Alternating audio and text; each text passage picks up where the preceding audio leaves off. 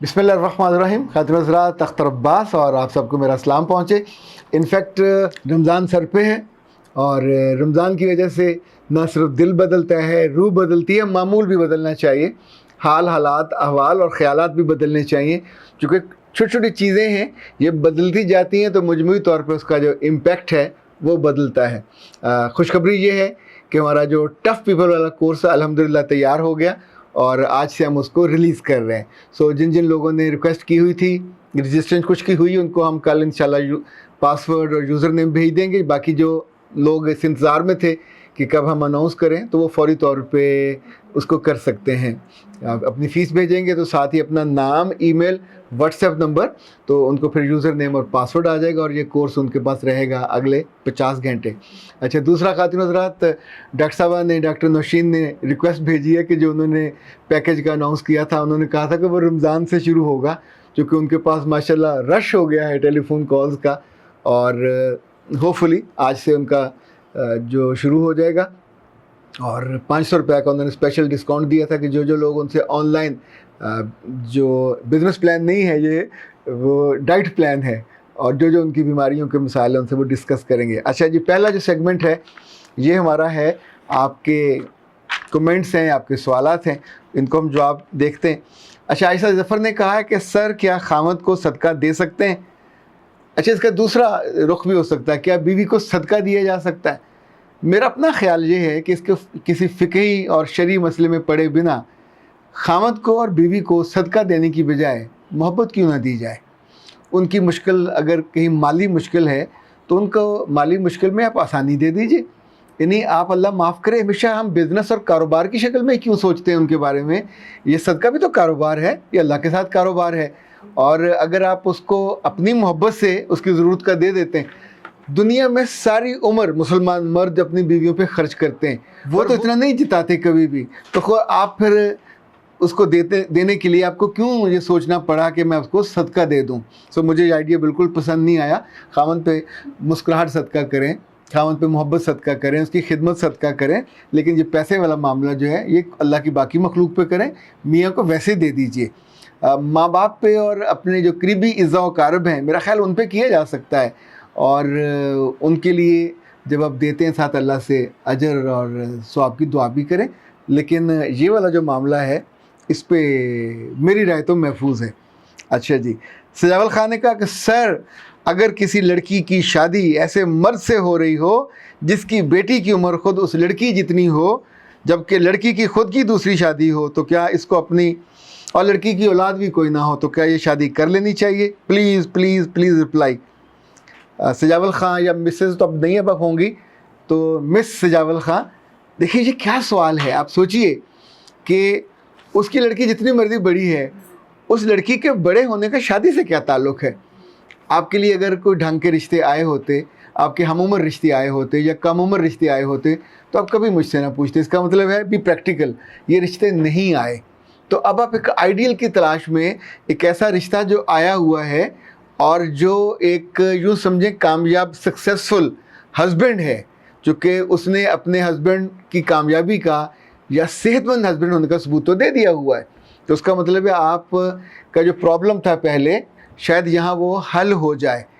عمر کا کیا لینا دینا؟ یعنی جب آپ کے پاس آپشن نہیں ہے تو پھر آپ اس عمر کے بارے میں ایک تصور میں جا کے اپنا قیمتی وقت، قیمتی اپرچونٹی ضائع کر دیتے ہیں.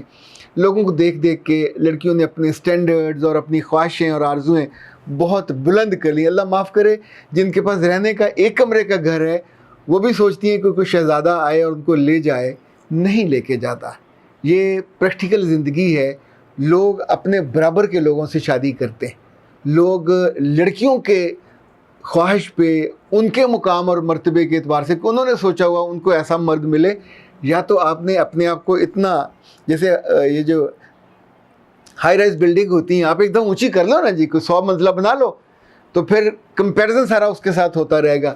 خود تو آپ ایک اس عام سے گھر میں جہاں ماں باپ کو رشتہ بھی نہیں آیا، آپ کو بھی نہیں آیا، جو چلا تھا ہوا تھا وہ چلا نہیں ہے.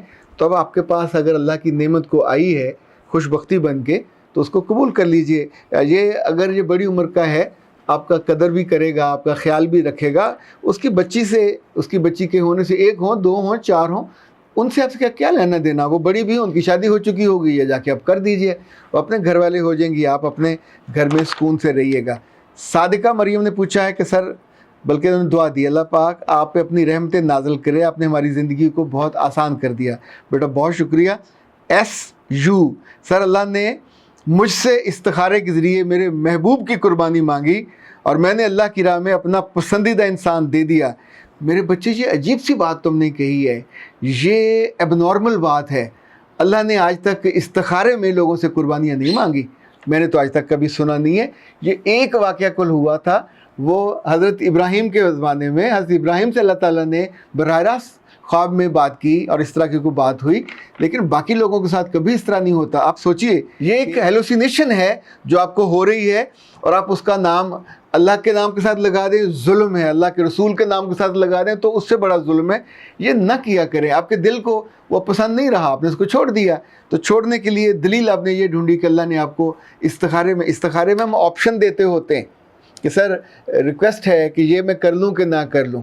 تو آپ نے تو اپنے محبوب چھوڑنے کا اللہ کو آپشن نہیں دیا تھا, تو پھر بلا وجہ اس طرح کی بات نہ کرنی چاہیے, نہ آگے پھیلانی چاہیے. اللہ آپ کو ثابت قدم مطلب میں کیا آپ کو کہوں, ایک ایب نارمل سی بات ہے, مجھے ہضم نہیں ہو رہی. سو اس لیے میں آپ سے گزارش کر رہا ہوں, استخارے کے نام پہ ایسی جو اب نارملٹی ہے. پچھلے دنوں ایک صاحب نے اپنے سگے ماموں کو مار دیا اور کہا مجھے استخارے میں بشارت ہوئی تھی کہ تم یہ کام کرو, تمہیں ایسا ہو جائے گا. لا حول ولا قوت, اللہ کی سنت ایسی نہیں ہے, اس کا مزاج بھی ایسا نہیں ہے. اسلامک وائرل ویڈیوز والوں نے کہا ہے کہ سر اللہ پاک آپ کو خوش رکھے, آپ نے انٹرنیٹ کے ذریعے اسلام کا پیغام اچھی طرح کر رہے ہیں. میرے بچے, میں نہ کوئی دعویٰ ہے اور نہ, میں تو صرف اپنے رب کو راضی کرنے کے لیے اس سے محبت کرتا ہوں اور اس کی مخلوق سے محبت کرتا ہوں. جس لسٹ میں بھی نام آ جائے, اس سے محبت کرنے والوں کی لسٹ میں نام آ جائے, ان کی مخلوق سے محبت کرنے والوں, ان کی زندگی کو آسان کرنے والوں کی لسٹ میں نام آ جائے. مجھے کسی اور جگہ کوئی عالم بننا یا اس کیٹیگری میں جانے کا نہ میرا خواب ہے نہ میرا خیال ہے. میں تو لوگوں سے اس لیے محبت کرتا ہوں کہ میرا رب ان سے محبت کرتا ہے. اس نے عام لوگوں کو کثرت سے پیدا کیا ہے, اور عام لوگوں کے بڑے عام سے مسائل ہوتے ہیں جو سنتا کوئی نہیں ہے, جو ان کی چنتا بھی کوئی نہیں ہے. شیخ حکیم صاحب نے کہا السلام علیکم سر, میرا سوال یہ ہے, میرا بھائی الکوہلک ایڈکٹڈ ہو رہا ہے, اس کو دوستوں نے یہ عادت سکھائی ہے, اس کو بری عادت سے کیسا نکالا جائے؟ ہر گھر میں ٹینشن موجود ہے, اس طرح کی ٹینشن بہت تکلیف دیتی ہے. جی حکیم صاحب, یہ بالکل صحیح بات ہے. میں نے ایسے چند نوجوانوں کو دیکھا ہے کہ جو اپنی مرضی سے, اپنی ول سے, اپنے فیصلے سے اس عذاب سے نکلتے ہیں. جبراً ان لوگوں کو نہیں نکالا جا سکتا. یہ جتنے اس طرح کے ہاسپٹل بنے ہوئے ہیں, فیسیں تو وہ لاکھوں روپیہ لیتے ہیں اور اس میں ان کو باندھ کے رکھتے ہیں, بھوکا پیاسا بھی مارتے ہیں, فزیکل تشدد بھی کرتے ہیں. وہاں سے واپس آنے کے بعد چونکہ ان کی اپنی دل, اپنی روح اس فیصلے کے ساتھ نہیں ہوتی, عادت پھر لگ جاتی ہے. سو جب بھی یہ رکے گا تو گھر والوں کی محبت سے یا کسی لڑکی کی محبت سے یا کچھ ایسے لوگوں یا گروپ کی وجہ سے کہ جو اس کی زندگی میں امپورٹنٹ ہوگا. یہ برا گروپ اس کی زندگی میں امپورٹنٹ ہے, تو جیسا وہ کرتے ہیں ویسا وہ کرتا ہے. خاطر حضرات, اگلا سوال عاطف اسلم کا ہے, مسز عاطف اسلم کا ہوگا. وہ کہتے ہیں کہ شوہر سیلری مانگے پہ جب بات آپ نے کی تو چونکہ میرا بھی معاملہ ایسا تھا, مجھے یقین تھا کہ آپ خاوند کے حق میں بات کریں گے. میرا ہسبینڈ بھی بہت گریڈی ہے اور میں بھی اسے 1 روپیہ نہیں دیتی. خاتون, اگر ایسا ہے, آپ کہہ رہے ہو کہ وہ گریڈی ہے, آپ کہہ رہے ہو کہ وہ ایسا ہے, آپ نے اپنے من میں اس کے لیے پوری شبیہ بنا کے رکھی ہے, ایسا تو کوئی نوکر بھی ہو نا, اس کے ساتھ نوکری نہیں چلتی. یہ رشتہ تو عمر بھر کا ہوتا ہے. آپ نے اس کی نسل کو دینا ہے جنم, اسی کو پروان چڑھانا. اچھا, اس کے بارے میں آپ اتنا برا سوچتے ہو, اور آپ کی تنخواہ کتنی ہوگی؟ کوئی لاکھوں روپے تو ہوگی نہیں, ہوگی چند ہزار ہوگی. ان ہزاروں کو بچا کے آپ کیا کرو گے؟ کہاں لے کے جاؤ گے؟ ان ہزاروں کو آپ گھر کی بائنڈنگ کے لیے یوز نہیں کرنا چاہتے, ان ہزاروں کو آپ صرف اپنے لیے رکھنا چاہتے ہو. تو اس کو ویسے اردو میں آسان الفاظ میں خود غرضی کہا جاتا ہے. آپ کی تنخواہ ہے, ہم مان لیتے ہیں کہ آپ کا استحقاق ہے, آپ کا حق ہے.